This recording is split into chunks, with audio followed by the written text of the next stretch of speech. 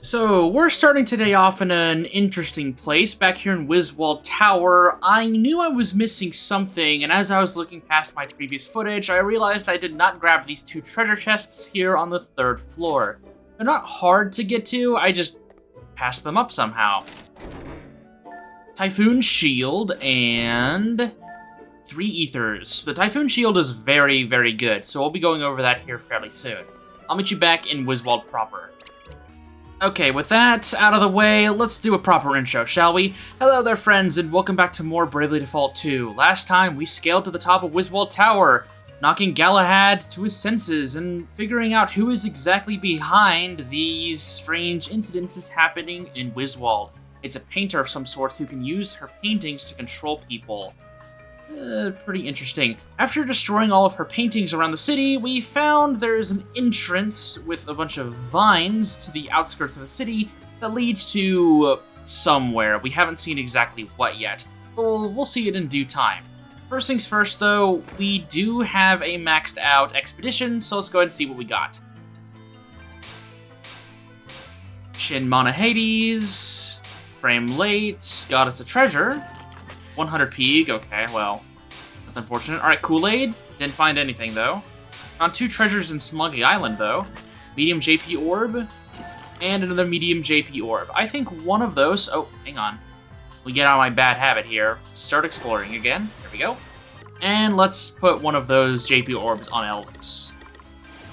Job level 3, learned Dual Shields and Blinding Flash. Let's go ahead and go over Shield Master, and honestly, we should probably touch up on Red Mage for a little bit, since there's a little bit more to it than just healing Earth and Wind magic. Shield Master is the go-to tank in this game. That's pretty much their main priority. They have a lot of weight, and they use this weight to beef themselves up so they can take hits for their team. They have a high HP pool and a pretty decently high MP pool, so they can do other things other than just tank. Level 1 Bodyguard. The user will step in and take damage in place of a selected ally, automatically adopting the default stance in the process. So they can default, which increases their defenses, and take hits for their team. Dual Shields. You can wield dual shields. You won't be able to do standard attacks with this. There are ways of bypassing that, even with dual shields, like mimicking, but overall, dual shields means you're going to be playing fully defensive. Though your aim will be increased to by 100%, which is pretty neat. Blinding Flash, attempt to blind all targets. The big thing, in my opinion, Courage to Resist is pretty good. Defaulting does not increase BP, but nullifies all status ailments except Slow Stop and Doom. But the big thing to note about with this job, and the one ability that most people think about when they think of Shield Master, is Defender of the People. Take up to 3 attacks in place of allies before the user's next turn, automatically adopting the default stance in the process. Does not apply to attacks targeting all allies. This basically lets you protect your team regardless of their HP or abilities, and it can usually, you're not getting hit more than 3 times, especially in a boss fight, per turn. And if you have a speedy Shield Master, then you can constantly reapply this. It also lets you do something else as a Shield Master and then apply Defender to the People, so they can play, a defensive character with a buff or heals if they really want to. The specialty of the Shield Master is Protect Ally. The user will step in and take damage in place of allies who are close to death, automatically adopting the default stance in the process. Certain status elements may render this ability ineffective. If the Shield Master can't defend someone because they're paralyzed, they won't be able to step in. It's just how it is. They really, really like shields. We'll be adjusting Elvis' stuff around dual shields, I think, for the moment. So let's put on dual shields instead of MP Saver. He will be using Singing if he's not needing to do Defender of the People. We will probably be having him sing. Now, the Typhoon Shield makes you immune to both wind and lightning. This is a really, really good shield. Put this on. It gives you a lot of magic defense, physical defense, gives you a lot of aggro, lowers your speed a bit, which is unfortunate, but most shields do. But it is a really, really powerful shield because of how much it can mitigate. The Giant's Shield... the Gaia Shield is Earth Resistance +2. So if you pair these two together, the Shield Master is effectively immune to 3 elements. That would be Earth, Wind, and Lightning. Really, really, really strong. Let's take that Gaia Shield off of Adele and put on the Mithril Shield instead. I think that'll probably be worth it. And then we can put the Gaia Shield on Elvis. There we go. Gives him a huge boost to his defense, his stats, and whatnot. He is a tanky boy. Look at that. Both physical and magic defense. He also has a lot of MP, so if we want him to play Bard, he can. Okay, let's go ahead and heal up. I'll talk about one more thing, which is probably Red Mage, and then we can move on to the main topic of the day. Now, let's go ahead and formally talk about Red Mage. I haven't really gotten into it, but now I think is a decent time. Red Mage focuses on Earth and Wind magic, along with a little bit of healing. However, that isn't all they get. They have access to Disaster, which is a mixture of Wind and Earth, which is a little bit more complicated, as if an enemy is immune to one of the elements, they will be immune to the attack entirely. So you have to be careful of both elements whenever you're using Disaster, which can be a little annoying. Magic Critical enables for magic attacks to inflict critical hits, which is very good for any magic job looking to deal damage. And then Revenge, roughly 25% chance of user's BP increasing by 1 when attacked. I talked about this very briefly in the previous episode, maybe? I don't know, it's been a little bit since I recorded that. But, basically this is very, very, very good for any job that is going to be taking a pretty decent amount of damage pretty frequently. Obviously, it can be used as kind of a panic button if you have a lot of luck and, you know, a healer, you put on a healer, and so if they get hit, there's a pretty high chance of them getting extra BP that they can use to heal the team. But jobs like the Shield Master really benefit from Revenge, because they're going to be taking a lot of hits, which means they can proc Revenge more frequently, and therefore can do other stuff other than just tanking. So you can probably tell where I'm going with this. Eventually, I will be leveling up Red Mage on Elvis so that he can get access to Revenge for Shield Master. Elvis will be the character I level up Shield Master on primarily. He will not be the only one I level it up on, but he will be our first real showcase of it. Okay, I think that about covers it. Though, speaking of Red Mage, as much as I would love to showcase Nuisance, Chainspell, and Gale Force Flurry, which I would love to talk about those right now, I capped this job one dungeon earlier than I expected, but for right now, I think I'm gonna put her on Beastmaster. I know this seems really weird and kind of annoying that I've been overlapping Beastmaster so much, right? Just early on. Man, this job is good, and it's very important that everyone has access to it. Let's go ahead and put the Angel's Bow on her. I guess Hawkeye is okay. Let's put the Longinus on Adele here. That way she has a spear. And the Mithril Shield, I think, can go. It's not really all that important. Actually, I mean, her speed is still 70. It's still pretty good. I think that's okay. And with all of that done, one last thing to talk about is this right over here. Not Spooky Island, there is a treasure chest on the side of this branch here with 4 insect nectars. Very good for the insect enemies surrounding Wiswald Woods and Wiswald itself. I'm not afraid. Whatever happens from here on in, I'm ready for it. I'm not doing this just for me or my family. I'm doing this for Wiswald. I'm coming with you, and I'll do my best to help. I need to know what's going on, for Mona's sake. Yeah, we have 3 temporary party members. We're a miniature army, and we're going in to stop this psychopath for whatever she's doing. Let's head on in. Welcome to the Secret Studio. An interesting dungeon. It's the first time since the Veil of Sighs that we've had a fixed camera angle to the side, which is really interesting. Judging by all the artwork, I'd say we've found our culprit. Look, there's something written here. Not one good thing has ever happened to me. My parents were rich, but they showed me no affection, no love. I spent my entire childhood all alone in our big house. Even when I went out, I hated everyone I met. They were ugly and stupid. The world was ice cold, deep blue. It's the story of somebody's childhood. Aye. And not a very nice one by the sounds of it. Plenty of money, but not much else. Which is all very tragic and everything, but calling people ugly and stupid, that's a bit much, no? Yeah. Sounds like whoever wrote it had a pretty low opinion of others. Or a high opinion of themselves. And a narcissist on our hands. As a side note, I don't want to make light of all of the weird stuff that's been going on, but did anyone else think this painting reminded them of Tron? I think just the blue, black, and white really set that off in my head. Oh, Mona. Keep your wits about you, Elvis. This wee devil knows how to use your weakness to wheedle her way into your mind. Our weaknesses. Aye, that's one way of putting it. How could she use Mona against us like that? Aye, it beggars belief. She was such a sweet, kind-hearted girl. I still can't believe she's gone. Please, though, you two, you have to stop blaming yourselves. It was an accident, alright? Easier said than done, I'm afraid. Ah, she was such a happy, kind little creature. Why, all I can think of is what I should have done differently that day. There was so much I wanted to tell her.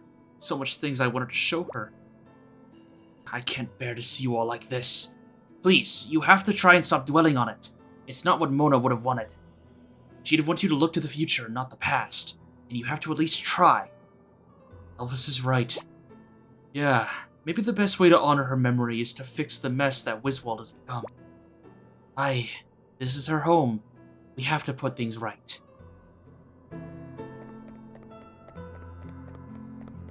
Got some new enemies here. This is an interesting story about grief. Okay, I guess story time is gonna have to wait. We got lots of new enemies here. A fallen foliole, a bullet ant, and a dries, or driss, I'm assuming. Let's examine all three of them, and then I'm just gonna hope that level slash just kills them all. 1000 HP, lots of weaknesses. 977 HP. And 1500 HP. Okay, I don't think the bullet ant is gonna die. Okay, almost though. And then let's bring Adele in here and hopefully she can kill him. There we go. Gloria learned off the leash. Perfect. And starting swipe. Elvis learned the courage to resist. I've already gone over what that does. I honestly... Oh, hello. That's really cool. Actually, I think I'm gonna hold off on my story for a little bit. Just thinking on it while I was doing that fight, I just don't think we have enough context for what's been going on for me to really get into it. We have a new enemy here, the Bronze Lion. Oh, I guess I've already examined them. Huh, okay. I guess I did that in the previous encounter that I cut it out. Lightning, axes, and spears are their weaknesses. Okay. Well, let's do a Crescent Moon here. Faults. And then let's just set up the level slashes still. Captured them. If you want an idea of some good enemies to capture for any upcoming fights... Oh, there we go. Some of the walls can be fake, leading to treasure chests. One thing I would suggest is those ants that we fought in the overworld for the side quest a few episodes ago. Their names are escaping me. And also the lop-eared rat bits are also very good to grab. They have instant death, which can be pretty useful coming up soon. Let's go ahead and put Divining Rod on Gloria. I know I was missing something here. We want to make sure we grab as much loot as we can while we're down here. I don't really want to come back to this place. Look, more writing. My life really began the first time I picked up a paintbrush. I knew straight away that I was special. I could paint whatever I wanted. Of course, no one understood my gift. Either that or they were jealous of it. No one appreciated me. No one even tried to appreciate me. I had this magnificent talent and no one to share it with.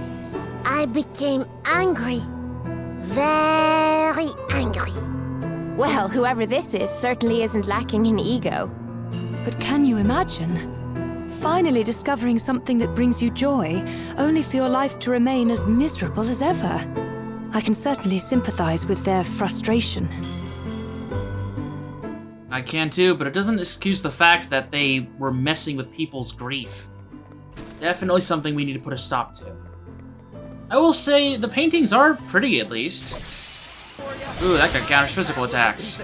Didn't matter though, we got Elvis's crushed ice. That was not how that sentence was supposed to come out, but you know what? That's the new term, Elvis's crushed ice.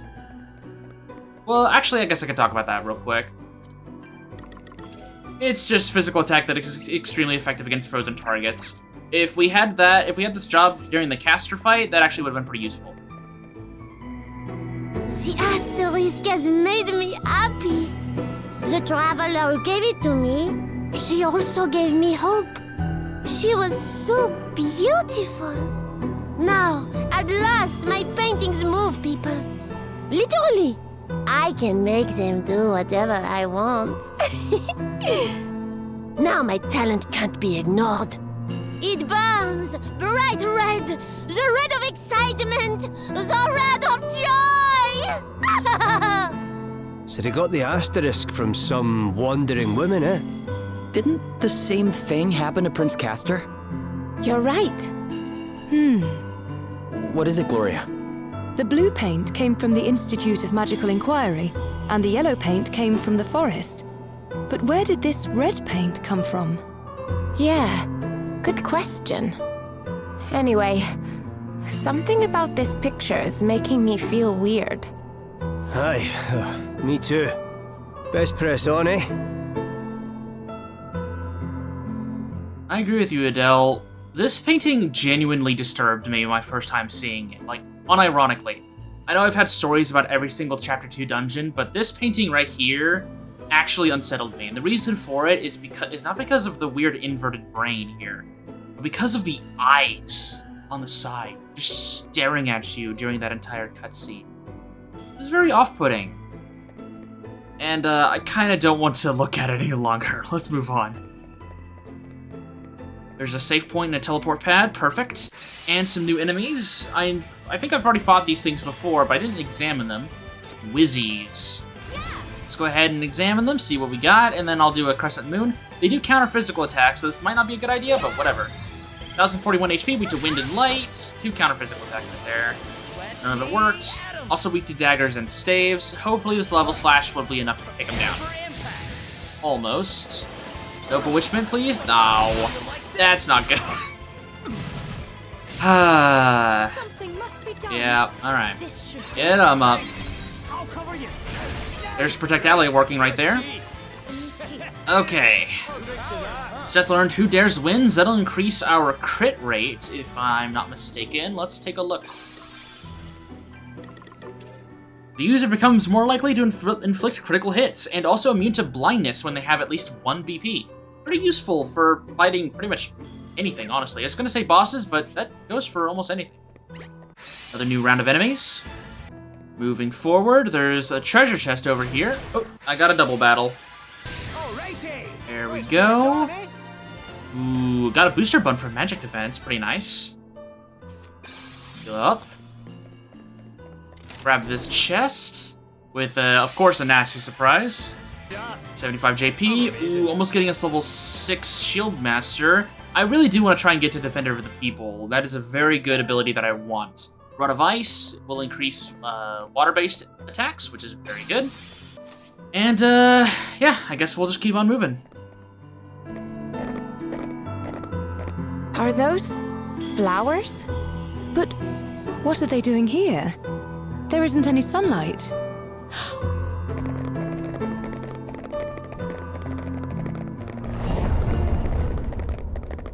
Oh, my. Corpses.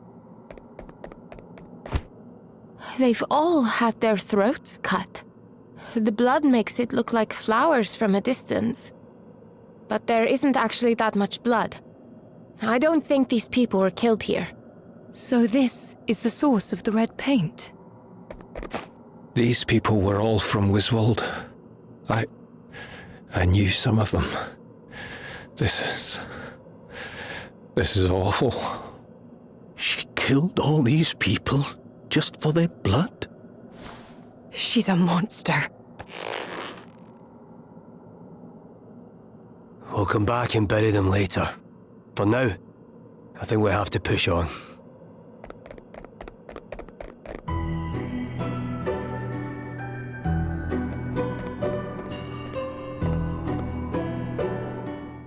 This painter went from being someone who tormented people with their anguish to do what they wanted, to a serial killer who uses her victims' blood for pigment.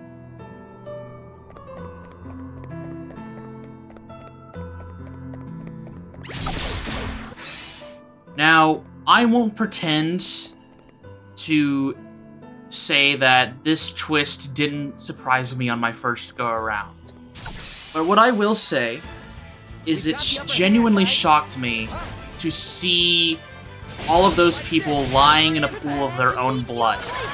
Just outright. No consideration for the dead. All this lady has is just them piled up somewhere in a ditch in a cave. No respect for the dead whatsoever. We are dealing with a narcissist who only cares about her creations, even if it comes at the cost of other people's lives. I will be completely honest here. I don't really like this chapter story very much, just overall. It doesn't really end up having too much to do with the game's overall narrative, but this genuinely made me angry. Not because it was bad, even though I just said I don't really like the story all that much, but because it's just so messed up. Seeing what we're seeing here, it is genuinely unsettling. And it is one of the visuals of this game that has stuck with me the longest. Obviously, this game hasn't been out for very long, but it still remains the fact that this is just a very unsettling part of the game. And while I have my own personal qualms with Chapter 2 as a whole in this game, I've talked about a lot of it already, I genuinely liked and was unsettled by this revelation, even if it was something I kind of saw coming. These are people they knew. These are people they grew up with, and to see them like this, the kids that we helped out those few episodes ago, that's where their parents are. They didn't go missing, they were murdered.